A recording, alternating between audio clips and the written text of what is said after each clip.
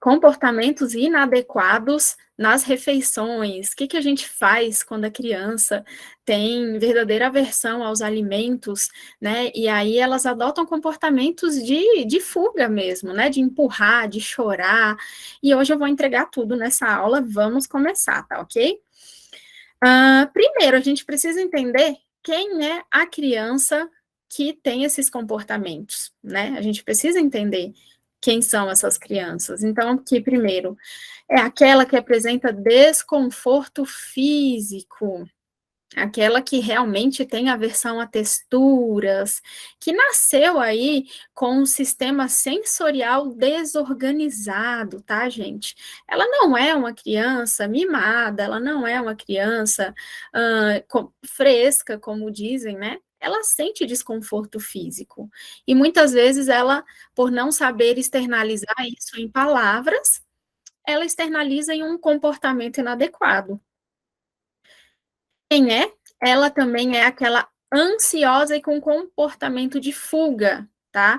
Então, muitas vezes, ela tem o sistema sensorial desorganizado, isso fez ela sentir muito desconforto durante toda a vida dela alimentar, e isso resulta em quê? Em muita ansiedade. É aquela criança que vai chegando a hora do almoço, ela já começa a entrar num estado de ansiedade, e quando a gente está ansioso, qual é a primeira coisa que desaparece? A fome, né? A fome é a primeira coisa que desaparece nesse estado de ansiedade. E aí o nosso corpo, ele entra num processo de luta e fuga, né? E a criança, ela entra nesse processo e empurra o alimento, e chora, e grita, por causa desse processo de ansiedade. Quem é a criança também com comportamento inadequado, ela é aquela com sentimento de inadequação, e isso é bem triste, né? Porque é uma criança que não consegue se sentir parte das refeições em família, ela não consegue se sentir parte das refeições com amigos.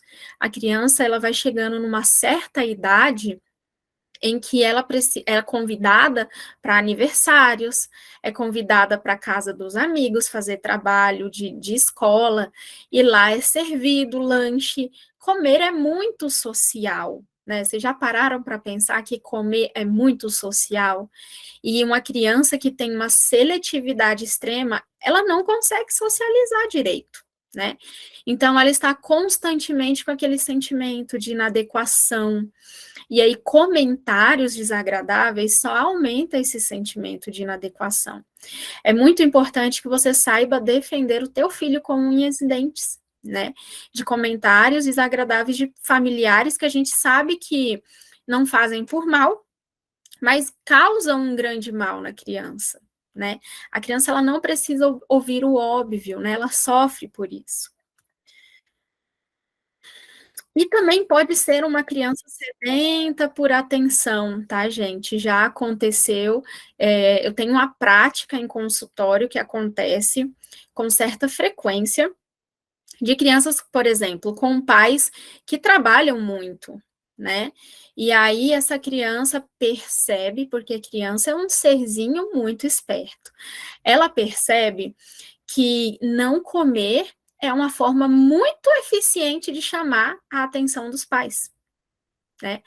Inclusive, eu tenho crianças em consultório que na minha frente come e na frente dos pais não come. Pode acontecer. É aquele velho ditado, sabe assim? A criança tira uma nota boa, ela não fez mais que a sua obrigação, os pais não dão importância. Agora, tira uma nota ruim para ver se os pais não dão toda aquela atenção, mesmo que seja em formato de briga, né? Então, uma criança que tem uma questão com a atenção, ela vai chamar a atenção da maneira que pode, e muitas vezes é recusando o alimento. Presta bem atenção se a tua criança não faz isso. Como é que a gente descobre? Não dando tanta atenção quando ela não come, tá? Pode ser o caso da sua criança.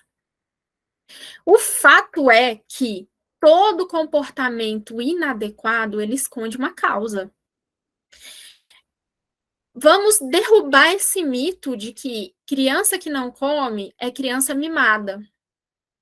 Criança que não come é porque a mãe não sabe educar. Criança que não come é fresca. São isso é muito simplista, né? Se fosse só isso, na verdade, seria ótimo, né? Seria muito mais fácil de resolver.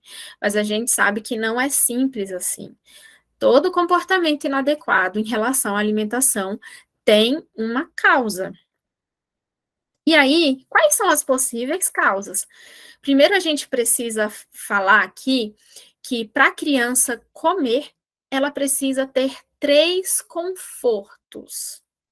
Essa é uma parte muito importante da nossa aula. A gente precisa promover três tipos de conforto para que a criança coma. Antes de exigir que a criança coma, a gente tem que se certificar de que ela está se sentindo confortável nesses três aspectos. Quais são eles?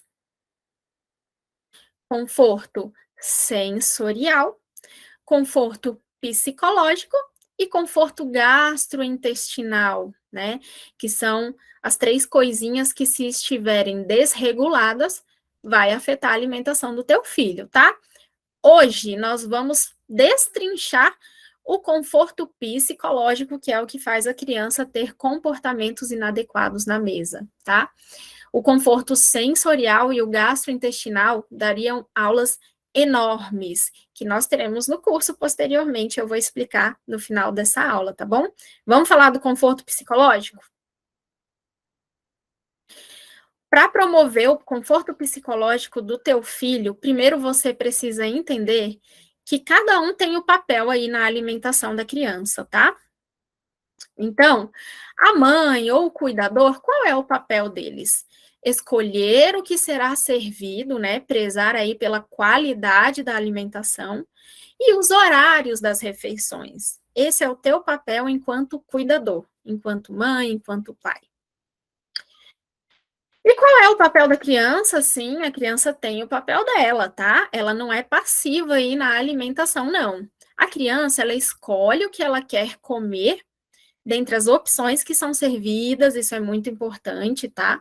Ela não pode simplesmente olhar para a comida e falar: não quero isso, eu quero um hambúrguer. Não, ela vai escolher, ela tem o direito de escolher o que ela quer comer dentro ali das opções. E é claro que o cuidador vai ter o cuidado de servir opções que ela aceita também, né? Você não vai colocar lá somente um monte de brócolis e querer que ela coma, né? Sem ter feito nenhuma intervenção antes, nenhuma terapia.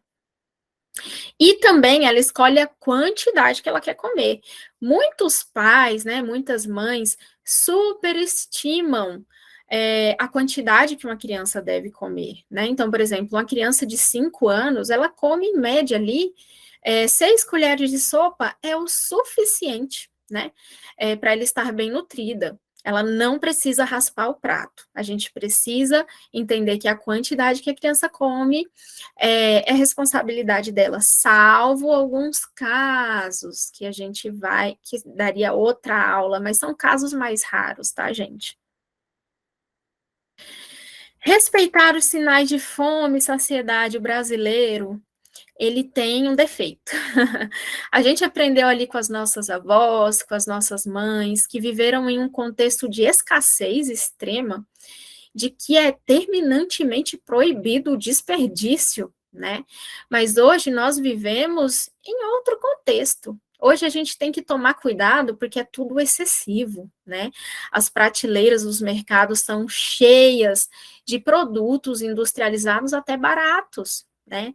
Hoje a gente tem que lidar com a abundância, não é mais o contexto da nossa avó. E quando a gente prega para o nosso filho que ele precisa raspar o prato, a gente está ensinando para ele que ele tem que continuar comendo mesmo estando cheio. E qual é o problema disso? Que a gente pode estar criando aí futuros adultos sobrepesos ou com transtornos alimentares, né? Então, saciou, parou, tá? O nosso guia tem que ser a saciedade, né? E não se o prato está raspado ou não. Isso é muito importante. Respeitar os sinais de fome e saciedade da sua criança. Já vai ajudar muito aí com essa guerra na mesa que tem que acabar. E tornar os momentos das refeições o mais agradável possível. Né? Se você quer que tua criança tenha mais prazer em comer, se você quer que a tua criança baixe os níveis de ansiedade ali na hora das refeições, lembrando que os níveis de ansiedade, quando estão altos, a fome desaparece. Então, é muito importante que a criança não associe os momentos das refeições como algo ruim, né? Isso é o básico que a gente tem que promover. Refeições agradáveis, gente. Comer é social. Comer é um ato social. Se a criança não está aprendendo que as refeições são legais, não vai ser viável, não vai ser possível que ela melhore essa alimentação, tá? Primeiro ponto, a gente precisa promover aí refeições agradáveis para essa criança. Conversa sobre o dia dela, o que ela fez de legal na escola, tira o foco, né? Ei, come mais uma colher, né? Não, só vai sair da mesa quando terminar, quando raspar o prato. Tudo isso é muito chato, né? Então imagina você tá aqui comendo comigo, você tá na mesa aqui comigo, e aí eu falo assim: olha pro teu prato, você é um adulto, né? Ei, fulano, pode comer isso aí, você não terminou de comer, não. Não é um absurdo, né? Quando a gente fala isso para um adulto? Para a criança também, né? Se ela está saciada, ela já pode parar, tá? A gente tem que promover alegria nas refeições, né? Conversar e fazer ela. Isso até aproxima a criança dos familiares, né? Então, por exemplo, se essa criança está passando por uma situação chata na escola, por bullying, né? Muitas vezes é no momento da mesa, naquele momento agradável que ela vai conseguir externalizar isso. Isso é muito importante. Tem artigos científicos que dizem que famílias que comem juntas, os dados dizem, né, que o percentual de adolescentes que caem no mundo das drogas são bem menores, com famílias que comem juntas, né? Então, precisamos ter essa cultura, o máximo, que eu sei que nem sempre é possível, né, de comer junto e ser um momento feliz, certo? Outra coisa que a gente tem que avaliar é que tipo de pai e mãe você é, né? Modelos parentais, esse é o momento que você vai parar para refletir que tipo de cuidador que eu estou sendo, né?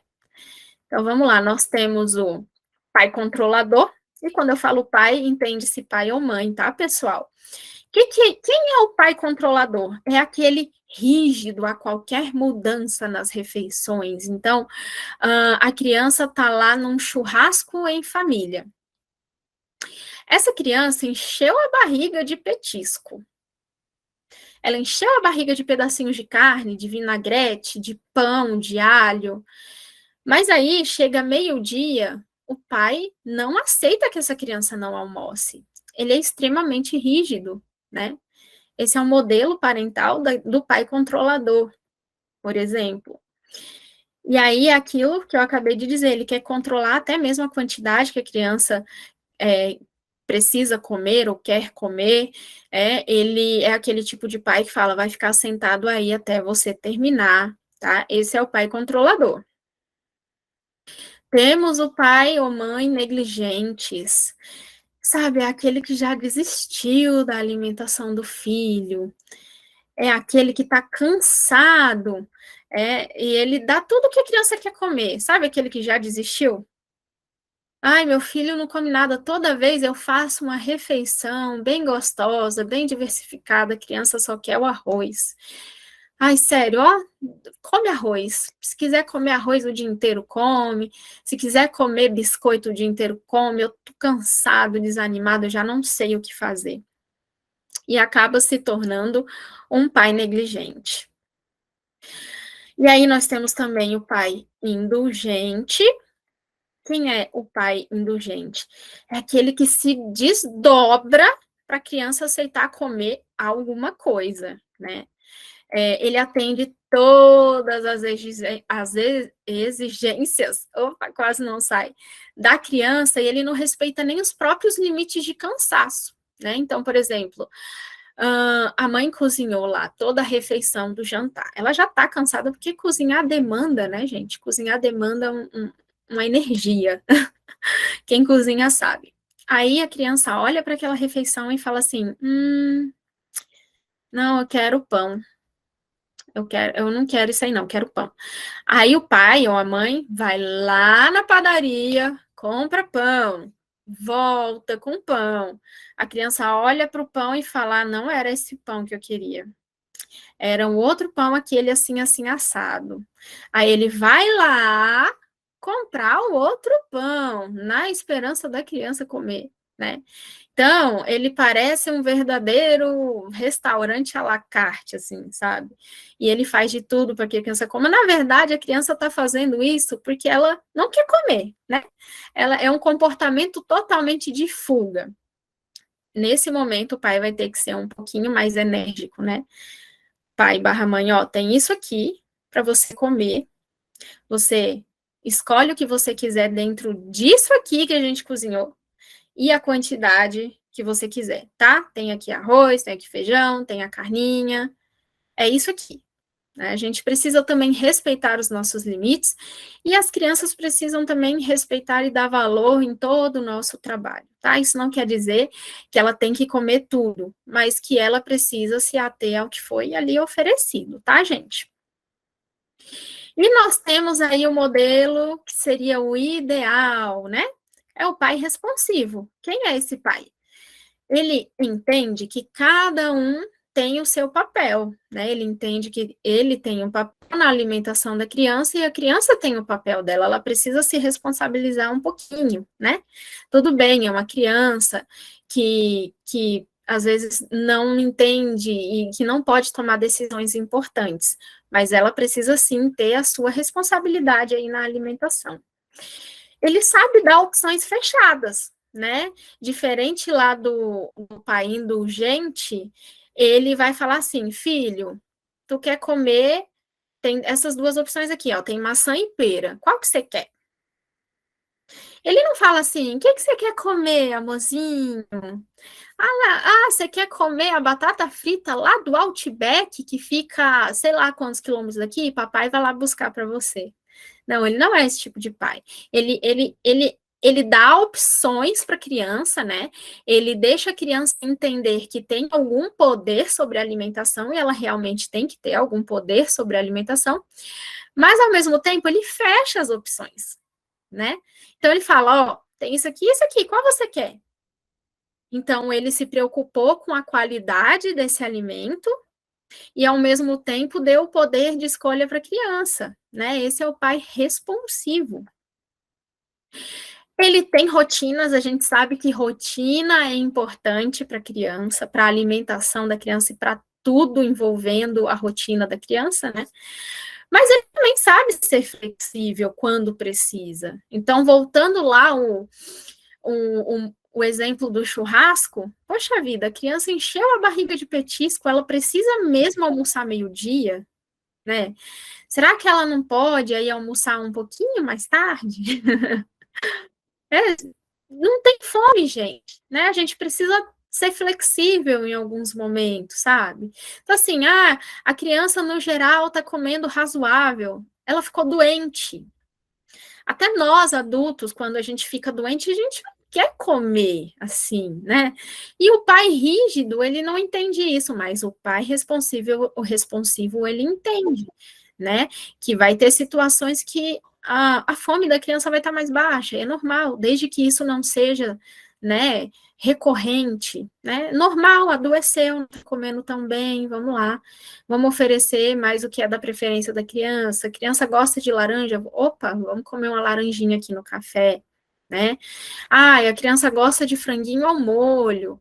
Vamos tentar abrir o apetite dessa criança que está doente aí com franguinho ao molho que ela gosta. Não precisa ser tão rígido sempre, né? E esse pai responsivo, ele também respeita os sinais de fome e saciedade da criança. Saciou, parou. Opa, filhinho, tá cheio, né? tudo bem, coloca o pratinho lá na pia, joga o restinho ali no lixo, ou então guarda o restinho na geladeira, mais tarde a gente come, né? Você pode se preocupar com desperdício, mas para mim, o pior desperdício é aquele que você pega o excesso e joga no teu próprio corpo. Para mim, esse é o pior desperdício, gente. É o que é mais maléfico, tá? A partir do momento que você não tem fome e joga aquele excesso de comida no teu próprio corpo, você também está desperdiçando. Pensa nisso, tá? Vamos para algumas dicas agora? Algumas dicas práticas aqui para você, de uma vez por toda, ter paz na mesa com teu filho? Vamos lá. Não tente inserir um alimento novo durante as refeições. Você vai se estressar, você vai estressar a criança e o almoço, a janta vai virar um caos, né? Você não tenta inserir nas refeições. Eu sempre falo isso para os pais. O momento de tentar inserir novos alimentos é fora do contexto das refeições, tá? Salvo alguns momentos diferentes, né? Temos algumas exceções aí. Insira, então, o alimento fora do contexto das refeições de preferência em brincadeiras prazerosas, né, para essa criança. Então, vamos supor, você percebe que a tua criança gosta de alimentos mais sequinhos. Vamos escolher alimentos sequinhos e incluir nas brincadeiras, né? Então, uma fruta sequinha, maçã. Quando eu tenho um paciente que come tudo muito sequinho, crocante, eu começo, quando eu vou introduzir as frutas, a maçã. Pego a maçã, insiro no contexto de brincadeira, porque a criança só vai comer o que é intimamente familiar, tá? Ela não vai comer o que ela tem muita familiaridade. E a gente cria esse vínculo com o alimento em momentos prazerosos, nas brincadeiras preferidas da criança, para ela tocar. Gente, a alimentação não começa aqui, ó. Não começa na boca. A alimentação começa no tato, no olfato, na visão, tá? A alimentação envolve tudo isso. E quando a gente consegue brincar com a comida, a criança pega, a criança cheira, a criança olha, que fruta bonitinha, né? E aí, quando essa criança está bem familiarizada com esse alimento, você pode começar a colocar uma exposição pequenininha ali no prato. Porque aí ela já não vai empurrar, ela já não vai gritar. Por quê? Porque é aquela comidinha que ela está acostumada a brincar, tá? E aí, de repente, ela pode comer. Porque já vai estar intimamente familiarizada com aquele alimento. Foi o que eu acabei de dizer, né? Posteriormente, o alimento pode ser deixado no prato em pequena quantidade para não assustar a criança, pelo amor de Deus, não vai encher o prato do alimento novo, caso a criança permita. Se ela não permitir, Fiamma, o que eu faço? Tem a técnica do pratinho do não, é um pratinho pequenininho que a gente deixa próximo ao prato da criança, ela pode pegar e colocar ali no pratinho do não.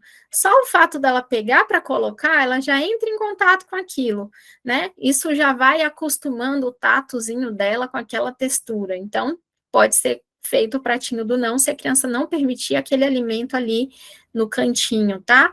Você pode sugerir ali que ela encoste, né?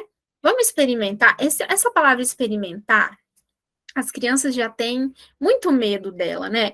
Porque o experimentar na cabeça dela é morder, mastigar, lateralizar a língua e engolir. Gente, olha o tanto de habilidade que a criança tem que ter para comer um pedacinho de uma coisa nova. Então, ela fica com medo dessa palavra experimentar, é melhor a gente nem usar.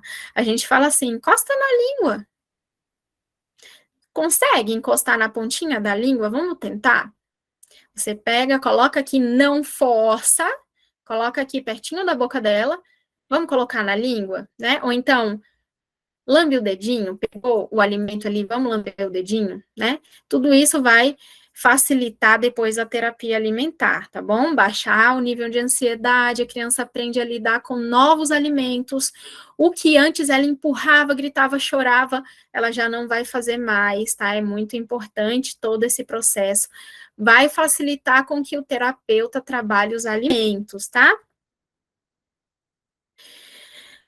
Ok, nós aprendemos aqui, pessoal, o que fazer para diminuir respostas aversivas das crianças nas refeições, tá? Mas o que de fato melhora o problema da seletividade alimentar? Isso só facilita a terapia alimentar, tá, gente? Isso é o básico, tudo que a gente falou aqui é o básico que os pais precisam saber para conviver em paz com a criança, com a refeição da criança, e para ajudar o terapeuta a fazer a terapia alimentar para a criança comer. Muitos terapeutas usam tudo isso que eu falei aqui como se fosse toda a solução para a seletividade alimentar, mas não é. Isso aqui é a introdução, tá, gente? Isso é a introdução.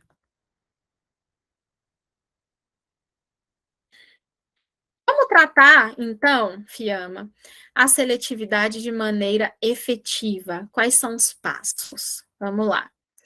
Entender a causa da seletividade, em primeiro lugar, tá? Sua criança pode estar com problema gastrointestinal. A sua criança pode ter uma alergia alimentar. A sua criança pode ter dificuldade motor oral e você nem faz ideia, né? Às vezes a tua criança não consegue mastigar as coisas direito, você não tá percebendo, né? A criança pode ter sensibilidade sensorial. A criança pode ter N fatores, né? Ela pode ter tido um trauma de engasgo e isso travou a alimentação dela. E a gente precisa entender a causa, porque é multifatorial, tá? A gente também precisa identificar os sinais de problema, acabei de falar, de possíveis problemas gastrointestinais, né, de transtornos alimentares. Existe transtorno alimentar infantil, galera. Não existe só bulimia e anorexia, né? Esses dois no Brasil, ó, muito difundido. Tem tratamento, todo mundo tem empatia, né, com quem tem bulimia, anorexia, tá certíssimo, tem que ter. Mas você já ouviu falar no TARI? É um transtorno alimentar infantil, chamado transtorno alimentar restritivo evitativo, que talvez teu filho tenha e você nem sabe. Geralmente é caracterizado quando a criança come 10 alimentos ou menos. Você já contou quantos alimentos teu filho come? Se ele come 10 ou menos, muito provavelmente ele tem o TARI, e você não faz ideia. Perceber sinais de dificuldades orais motoras, né? Você precisa saber identificar. E claro, né, fazer uma avaliação com a fono é muito importante, mas você pode aprender a identificar também para dirigir teu filho a uma fono especialista nisso. Mas se você não souber identificar, como é que você vai saber que teu filho precisa de uma fono, né? Saber exatamente quais os profissionais procurar, né? Às vezes a gente fala tanto assim, procura uma TO, uma terapeuta ocupacional, para fazer uma avaliação, mas não é qualquer TO. Ela precisa entender e precisa ter formação em integração sensorial, por exemplo. Se o problema do teu filho for sensibilidades sensoriais, né? Então, para cada causa ou cada possível causa de dificuldade alimentar, existe um profissional específico. Você sabe escolher esse profissional? Aprender a aplicar uma avaliação minuciosa do teu filho e entender essa seletividade, né? Tudo isso que eu falei, a gente consegue aplicar uma avaliação minuciosa para entender de onde vem essa seletividade, né? Se tem sinais de problema gastrointestinal, sinais de alergia, sinais de problema oral motor, tudo é feito por uma avaliação. E aprender as várias estratégias e técnicas utilizadas na terapia alimentar. Saber escolher o melhor para o caso do teu filho. Né? Existem várias técnicas, todas embasadas, cientificamente comprovadas que funcionam, mas cada criança vai responder melhor a uma técnica, né? E aí, quando a gente aplica essa avaliação, esse questionário minucioso, a gente vai entender qual a técnica mais adequada para o teu filho. Existem diversas, né? E todas vinculadas, embasadas aí no ABA, né? Que a gente sabe que é uma ciência que mais traz resultados para manejo de comportamento de crianças no transtorno do espectro autista ou típicas, né? A criança pode ser uma TDAH, TDAHs costumam ter seletividade alimentar, ou altas habilidades, gente. Eu tenho no meu consultório algumas crianças com altas habilidades que têm seletividade alimentar e também é comum, ok? Por último, saber estratégias de manejo de comportamento. O mínimo que um terapeuta precisa ter é uma formação em ABA, em análise do comportamento aplicada, para saber manejar aí o comportamento da criança. E aí, esse manejo de comportamento vai melhorar a aceitação de alimentos. São estratégias tão fantásticas. Para quem não sabe a minha história, né? Meu filho, ele comia 2 alimentos. Eu tenho um rapazinho lindo e maravilhoso que é TEA, ele está dentro do transtorno do espectro autista, e ele apresentava uma seletividade severa, ele estava dentro do TARI, que é o transtorno alimentar restritivo evitativo. No caso dele, ele tem uma sensibilidade tátil muito grande, ele rejeitava as texturas dos alimentos. Hoje, ele come mais de 30 alimentos, eu parei de contar no 30, graças a esse manejo de comportamento, as estratégias para aceitação e para ampliar o cardápio dele, tá, gente? E aí, essas estratégias, elas funcionam para os casos mais severos de seletividade, como era o caso do meu filho. Tem muito no mercado hoje aí da internet, existem muitos cursos que são bacanas, mas que, no geral, eles atendem aquelas seletividades, na maioria dos casos, de crianças típicas, ou aquela seletividade ali que é mais comum em determinadas idades, ou as seletividades mais amenas, tá? E tudo isso que eu falei sobre como tratar a seletividade de maneira efetiva vai estar no meu curso. E quem assistiu essa live aqui vai ganhar um desconto em relação a quem não assistiu. De verdade, tá, gente?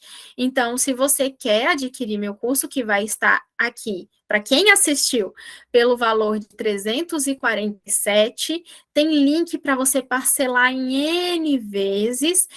Você vai me mandar um oi, tá? Ou acho que o meu suporte técnico vai colocar o link também aí no chat.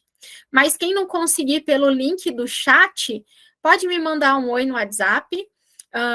Acho que vocês estão no grupo, né, do WhatsApp que eu fiz, então vocês têm meu contato.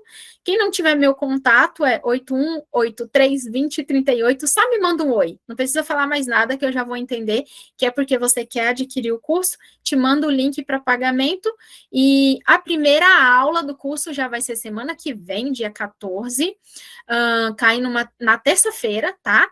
E sabe o que é mais bacana do meu curso? É que eu não vou estar sozinha, gente. Eu não acredito em um trabalho bem feito que a gente tenta fazer tudo sozinho, né? Então, tudo começa pelo meu suporte técnico, que é muito maravilhoso. Obrigado, pessoal do suporte técnico. E também vou contar com a presença de uma psicóloga, a Aline. Ela é doutora em dificuldades alimentares e ela vai dar 2 horas de aula, que vai ser no dia 15, que vai ensinar justamente as estratégias, as várias estratégias para incluir os alimentos no cardápio do teu filho. E também teremos a Natane, que é uma fonoaudióloga doutoranda, gente, ó, todo mundo de alto nível, e ela é especialista em dificuldade oral motora. motora. Não se engane, é muito comum a criança ter dificuldade oral motora e os pais não saberem, tá, gente? Então, o curso vai contar com conteúdo de qualidade, riquíssimo em qualidade, tudo comprovado cientificamente, porque eu só trabalho com o que é comprovado cientificamente, um valor super acessível, você vai poder dividir aí em quantas vezes você quiser, e eu espero muito te encontrar lá, tá, gente? Eu preciso finalizar com um verso. Eu não consigo dissociar o meu trabalho da minha vida espiritual. Então, eu vou ler um verso aqui que diz assim: observem as aves do céu. Elas não semeiam, elas não colhem e nem armazenam em celeiros. Contudo, o Pai Celestial as alimenta. Não têm vocês muito mais valor do que elas? Então, eu sei que você, pai e mãe, você já pensou em desistir da alimentação do teu filho. Eu te convido hoje a dividir essa carga comigo, tá? A carga que estava 100% nas suas costas, aquela carga pesada, aquele fardo tão pesado de carregar que é de uma criança seletiva, eu te convido a dividi-la comigo hoje. 50% meu, 50% seu. Mas, acima de tudo, eu te convido a dividir essa carga com Deus. Porque se Ele cuida até dos passarinhos, Ele está te olhando. Ele está muito preocupado com você, com seus anseios e com as suas preocupações. E Deus, Ele tem um carinho muito especial pela oração dos pais. Já falei do valor e do desconto. Ah, sim, o valor sem desconto para quem não estava aqui vai ser de 397. Para você que está aqui, 347, tá, gente? Esse é o projeto piloto, o valor está super acessível. O curso será vendido posteriormente por um valor bem mais alto. Então, aproveita agora o projeto piloto, tá bom? Que Deus abençoe vocês e eu te vejo lá no curso. Não esquece de me mandar oi lá no meu WhatsApp. Beijão, galera.